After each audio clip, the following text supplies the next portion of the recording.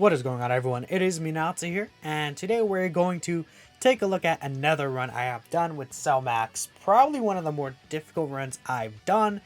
This is using the double LR Super Saiyan Goku and Vegeta team against the Cell Max boss event and winning. So, yeah, I mean, it's pretty self-explanatory what I did here. And we'll kind of just explain the strat that I did along with the units that I chose to bring. I think that this is obviously just clearly one of the better teams in the game. Probably one of the best setups you can run. This team is just absolutely incredible, right? So first off, it's about the leader. We know that the leader is type advantage at the end. So what we really badly need is to get their morale boost.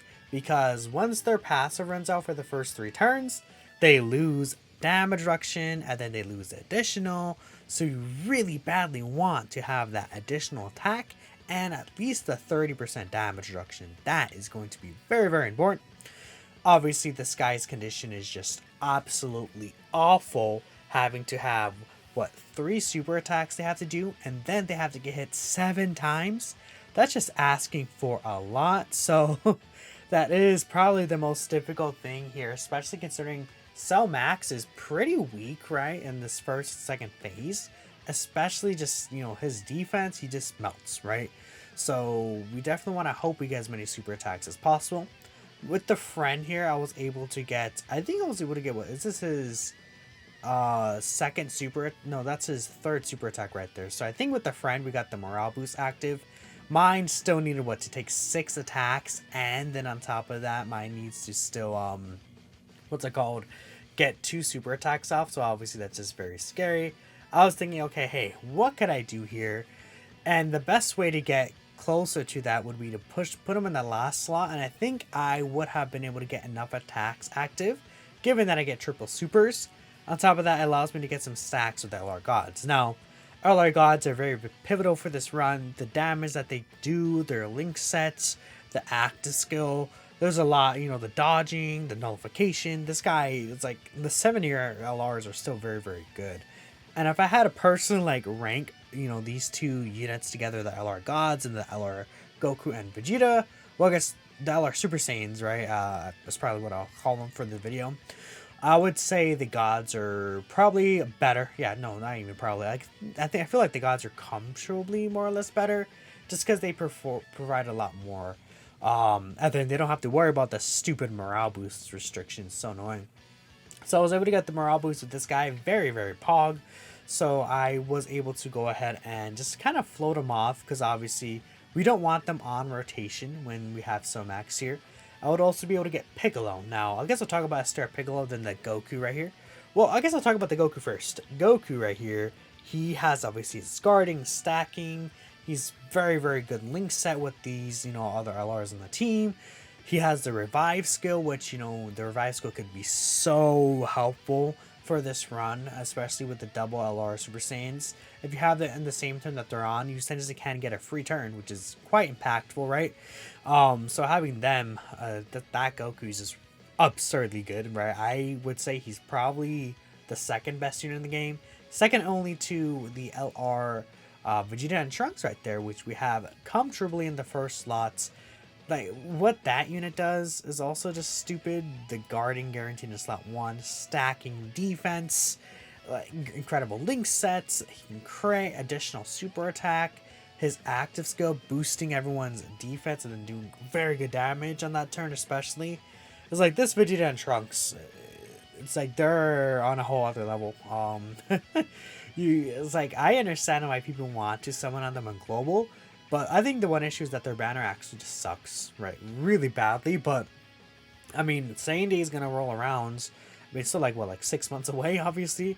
But when Saiyan Day comes around, they'll be featured on that banner. And I'm sure people will be very excited to get them there. They'll still be, at bare minimum, probably, a bare minimum, they should probably be the 3rd best unit in the game, maybe. I don't think they're going to be replaced until probably the 8th anniversary, right? And even if they do get replaced by these 8th anniversary units, we're still going to be looking good. If you see right here, I did fall under the HP threshold. Obviously, Vegeta and Trunks are kind of floating around, so they haven't been getting stacks. I decided to transform with the LR Gods instead of stacking more with them. I just think we really needed the damage, and they do really pull through, of course, with the damage that they have here. Nullification doesn't really matter, but, you know, they can get the extra crits by getting the key spheres.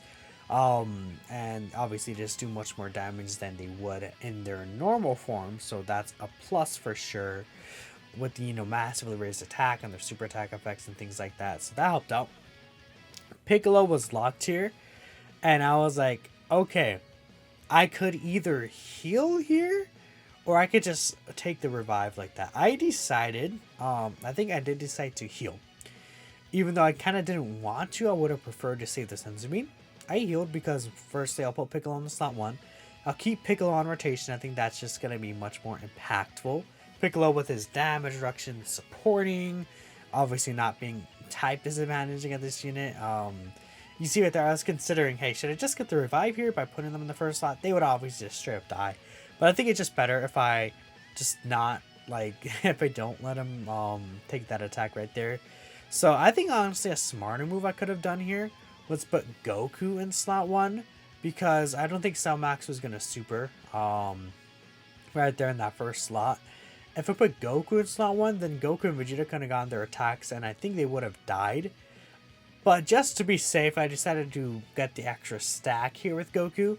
I think Goku does die here, so we technically could have gotten extra damage if I put Piccolo in the middle, right? And this Goku could have been super effective. We could have the Goku and Vegeta attack in the end.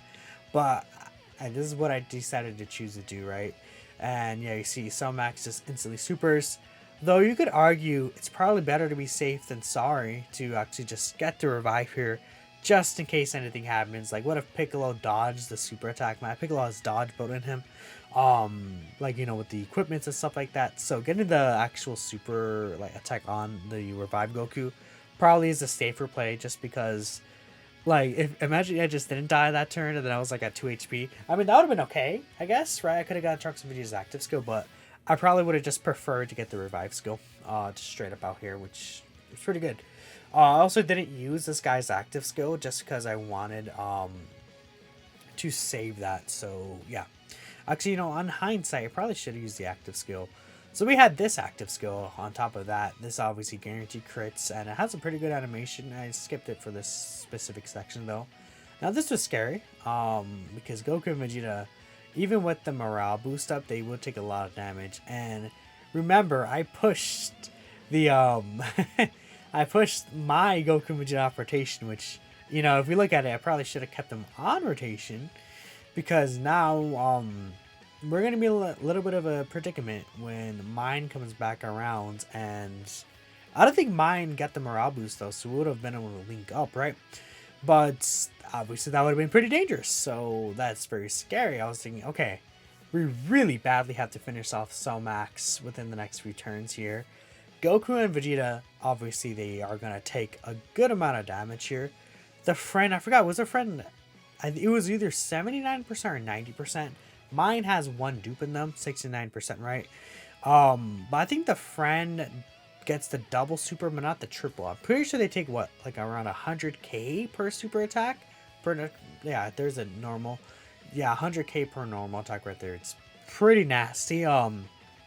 Even then, that extra 30% defense from that super attack could have been quite good, but honestly, falling under 50% was more than worth it to me. God Goku would not die to a super, especially once he gets this double super attack. I believe he takes, like, what, 16k or something from the Cell Max super, which is actually pretty crazy. I think that's the lowest I've seen someone take Cell Max's super, right?